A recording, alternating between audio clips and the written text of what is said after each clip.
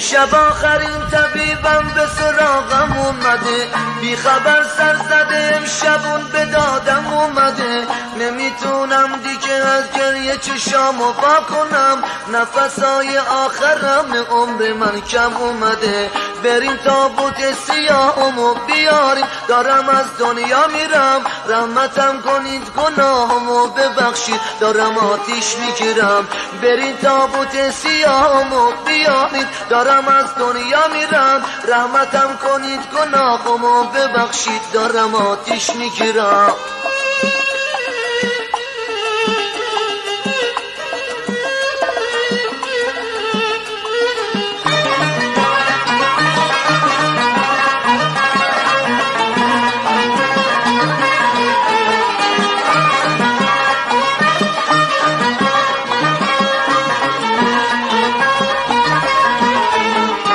من گناهکارم و شرمنده و درگاه خدا، میدونم جام تو جهنم نمیبخش مرا. حالا که آخر عمرم طبیبم اومده، میبینم چه ساده بودم این 2 روز رفته رو.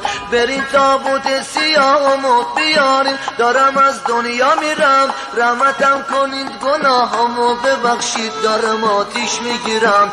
بریم تابوت سیاهمو بیاریم، دارم از دنیا میرم، رحمتم کنید گناهمو ببخشید، دارم آتیش میگیرم.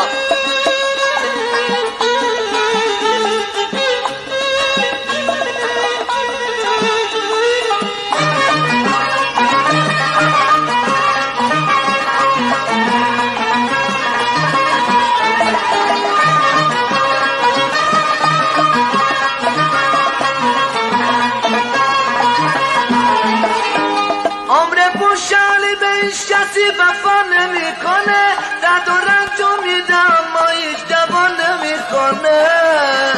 حالا این عمر تو خالی درشو بسته، برو میدونم برام دیگه اون در رو بان نمیکنه.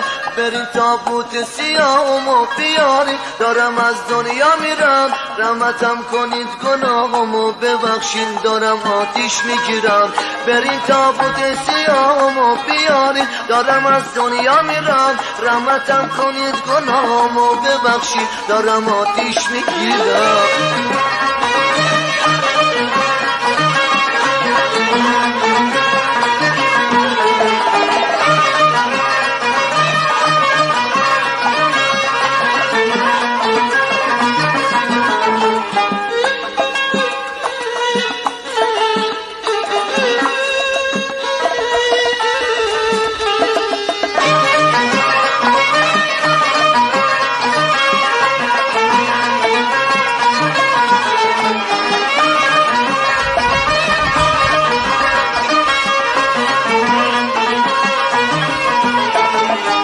امشب آخرین طبیبم به سراغم اومده، بی خبر رسیده امشبون به دادم اومده.